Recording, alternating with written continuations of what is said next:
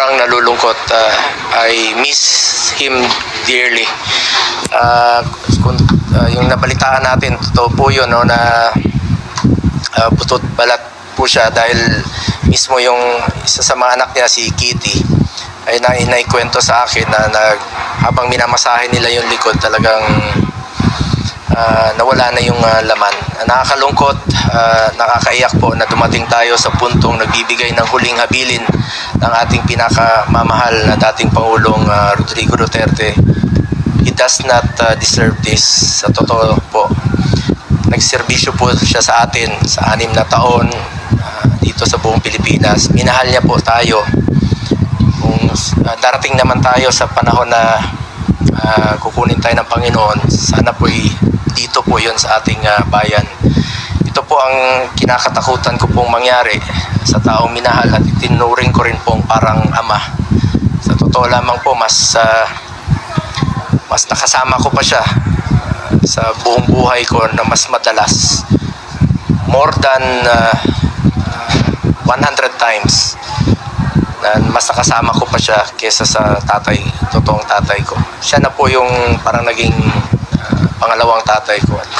Siya na talaga ang parang naging tatay ko po sa nakaraang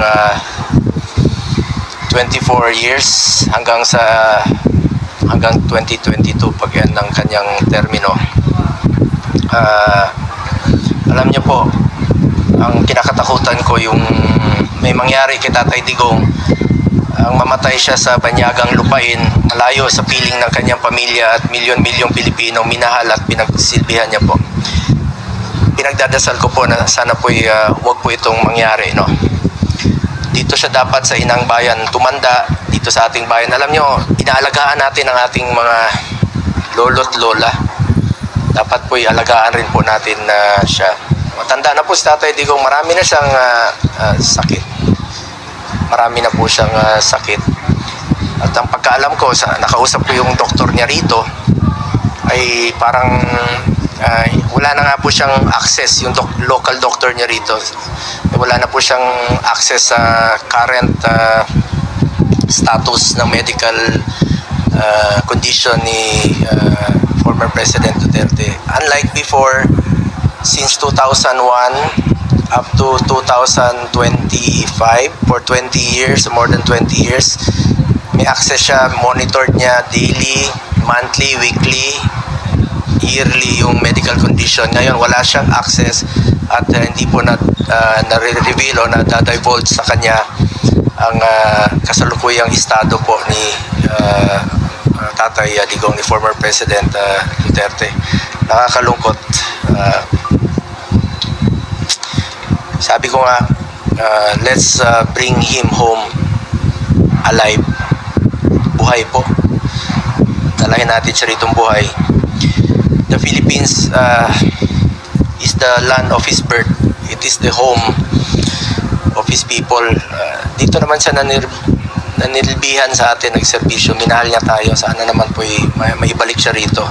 Kaya naman po, nakiisa po ako, no, doon sa resolution na ifa-file or joint resolution with the Senator Robin Padilla and Senator Bato de la Rosa urging for the immediate repatriation ni Tatay Digong. Sa panahon na maraming Pilipino ang hirap sa buhay, sa panahon po na maraming Pilipino pa rin pong hirap makakuha ng maayos na serbisyo at kalinga mula sa ating pamahalaan, kailangan po natin magtulungan, magkaisa at magmalasakit sa isa't isa. Ako, sana trabaho na po tayo sa mga kapwa ko, to my fellow public servants. Sana po, nakikiusap ako, sana trabaho na po muna tayo, magkaisa tayo. At wag ko tayong tumigil na manawagan. I'm urging everyone to continue praying. Pagdasal po natin si Tatay Digong, ang kanyang kalusugan, kaligtasan at ang kanyang kalayaan. Dadagdag ko na lang po sa nabanggit nga po ni VP Sara about dun sa kanyang huling habilin.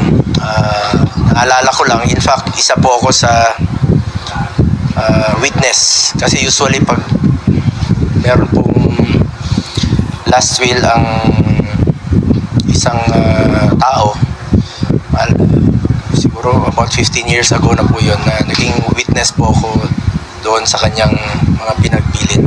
At nasa abogado na po niya yun to execute pagdating ng panahon. Ganoon naman po si Tatay Digong noon pa. Kahit na nagkakausap kami, sinasabi niya kung sakalang may mangyari sa kanya, within 24 hours. Pero desisyon na po yun ng pamilya. Pamilya po ang masusunod dyan.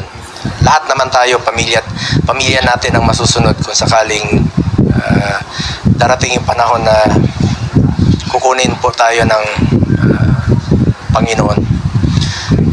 Pakiusap ko lang, pagdasal po natin si Tatay Digong.